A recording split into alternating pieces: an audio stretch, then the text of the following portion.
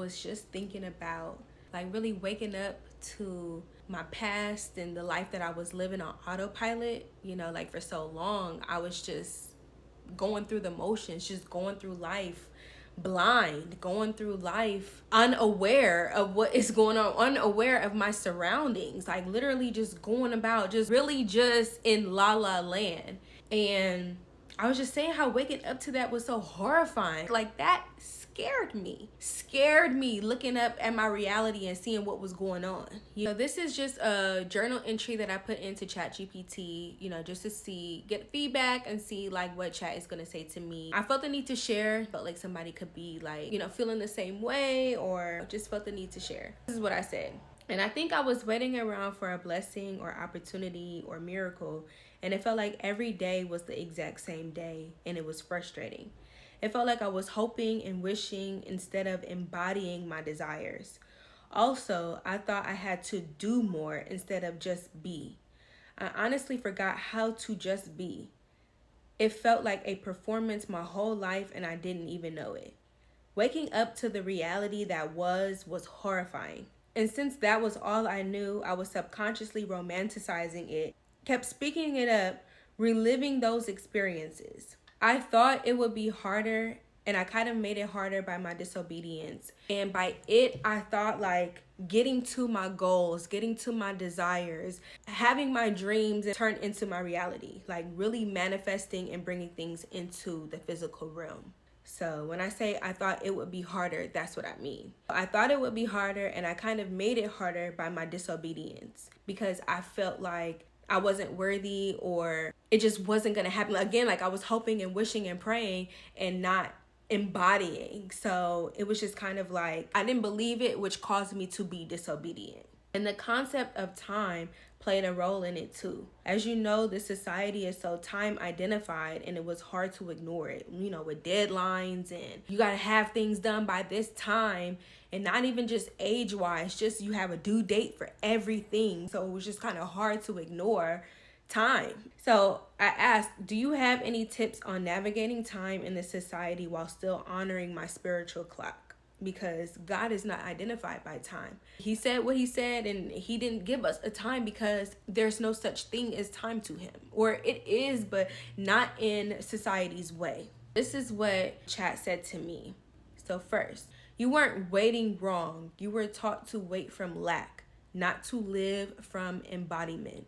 Society teaches us to hope ahead of ourselves instead of inhabiting now. So of course, every day felt the same. Your body was braced for a future instead of present for a life. And yes, waking up to that can feel horrifying because the performance falls away. That moment of grief, and it's also freedom. So like grieving, yet feeling liberated at the same time, that is two crazy emotions. And I've been dealing with that for so long, because on one hand, I'm glad that I've woken up from my old life. I'm glad that I've taken those rose-colored glasses off. I'm glad that I see reality for what it really is, instead of just going on around my life and allowing people to just take from me, so I will say that. But on the other hand, it's like I'm grieving what was. That's all I knew.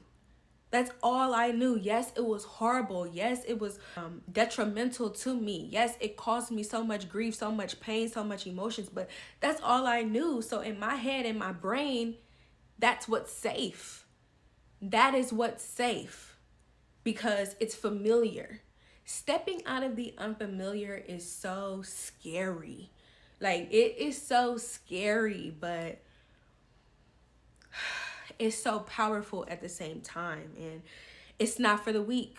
I will tell you that. It's not for the weak. But let's keep going. About time. This is important. You're naming the tension between clock time and spiritual time. Societal time is linear, urgent, comparative, productivity based. Okay, let's one more time. Societal time is linear, urgent, comparative, productivity based. While your spiritual time is cyclical, embodied, ripe, and responsive. You see, have you noticed that I even slowed down when I was saying it? Like when I was talking about societal time, I felt the urgency, I felt the rush in that. But even when the spiritual time is slower. Why? Because it's not identified by time. Cyclical, embodied, ripe, responsive. The pain comes when we try to live spiritual lives inside of societal time. The goal is not to reject clock time, but to stop letting it define you.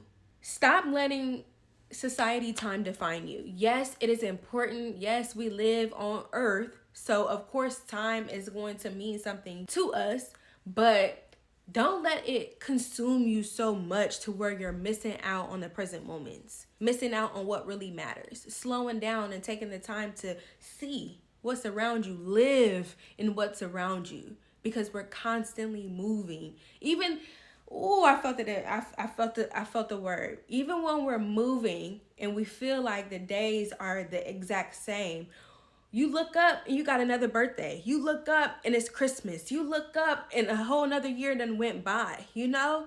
Even though it feels slow, we still moving. It feels slow, but we still moving. Time is still going, and that's your spiritual clock. How to navigate time without abandoning your spirit. Use clock as a container, not a ruler. Instead of asking, am I behind? Ask, what fits in today? Practical reframe. Time equals structure. Worth equals unchanged. Number 2, shift from waiting for to moving as. Shift from waiting for to moving as. Waiting says, it will come when I'm ready.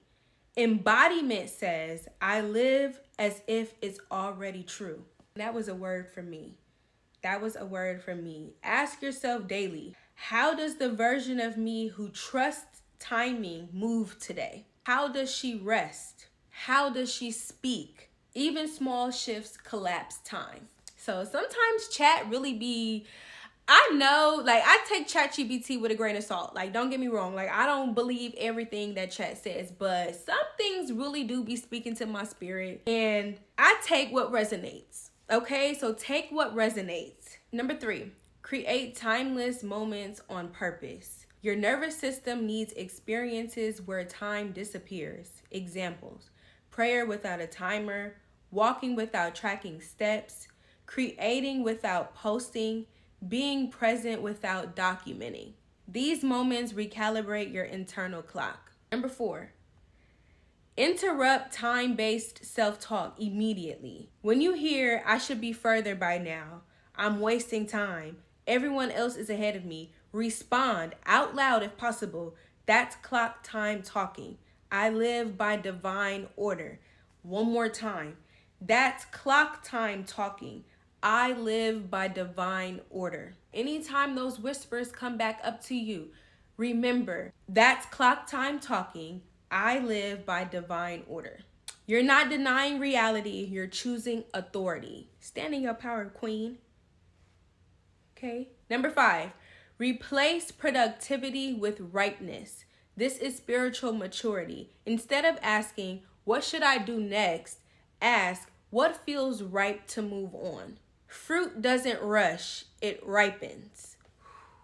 Fruit doesn't rush, it ripens. Because you can't just sit up to a fruit and be like, hurry up, grow. What you doing next? Let me water you some more. Let me cut you. No, you let it sit and you let it ripen. Because it's working. You did it. You did what you were supposed to do. It's working. Now you got to let it work. 6, let boredom be a teacher, not a threat. Before I even get started on that, I'm so quick to like pull up my phone when I'm feeling bored or understimulated or overstimulated sometimes. I'm so quick to grab my phone so that I won't be bored. Sit in that stillness. Sit in that time. Just sit. Take a moment and just sit. You ain't got to do nothing but sit. Ooh, that was already. Let boredom be a teacher, not a threat. That nothing is happening feeling, that's where identity sheds. You're no longer being stimulated by urgency. So your system is learning how to exist without performance. That can feel empty before it feels peaceful. So stay in the moment. Sometimes I know I be feeling like I gotta be doing something right now. Like I can't just be sitting around doing nothing. How am I gonna make sure things get done if I'm just sitting around? But again, you've done all you were supposed to do. You've journaled, you've prayed, you've fasted, you've ate today, you went on a walk, you got yourself together. You just sit and let and let God do it. Let God work. Let God ripen you up. Just sit. Just sit. And that'd be so hard for me because I'm like, what you want me to do? Like, I gotta be doing something. You need me to do this? You need me to do that? And that's where the disobedience came in for me, because I'm getting in God's way. I'm trying to figure out what he need me to do. When he told me he just need me to sit down, get somewhere and sit down. He said that. But I'm like, are you sure? Because they say I'm supposed to do, like, who you listening to? You know, you got to sit and that's where you really hear God, in those moments of stillness, those moments of just sitting, them thoughts just come in your head that you ain't thought none of that. You ain't just, that ain't random. That ain't a random thought. So yeah, just stay with that. A truth I want you to carry. You didn't make it harder because you were wrong. You made it harder because you were unlearning in real time. And now you're not hoping anymore, you're inhabiting. That's why things feel different. I don't know if, I'm sure y'all felt the shift as well, because we are a collective, we all vibrating, we all on the same frequency. But there has been a shift to where I'm really not hoping, I'm not wishing, I'm not waiting. I am. Sometimes I feel so crazy, like I already am. And it was a long time coming. All the proving, all the performing, all the unlearning, it was hard. It was hard. And I'm just finally at another part. I was just thinking, Beyonce Renaissance album was real heavy for me 2025. So if you haven't listened to Renaissance, you should. One of her songs, I think it was Church Girl. On Church Girl, she said, "We finally on the other side. We finally found the extra smile, swimming through the oceans of tears we cry." We finally on the other side, and I really feel that for us as a collective. We're on that side of, we did that pain, we did that healing, we did that waiting season, that waiting period. We went through that muddy middle. Now we're on the other side of that. Now we get to reap that harvest. Now we get to bask in our abundance, bask and eat from the fruits of our trees that we've planted and we worked hard for. So I was unlearning in real time, and I am now. I went from hoping to I am, and that's why things feel different. A grounding phrase for you. This is what chat says. When time starts to close in, say, "I am not late, I am aligned." Say it until your body believes it. Keep saying it until your body believes it. You are not here to beat the clock. You're here to move when it's time. And you're doing that now, even when it looks quiet. I just felt that word. I felt it would bless somebody. I know we have been on this waiting period. We've been in that messy middle. A lot of us was in our Job season where we was stripped from everything. When I tell you I was stripped from everything, like, I got fired from a job. I've never been fired from jobs. I've been working since I was 16. I am 27 now. I have never gotten fired from a job. I've gotten fired from a job. I was stripped from the only security that I've known. The only financial security that I've known. But y'all, we finally on the other side. As we being obedient, we listening to God, we doing what he says. This is our time.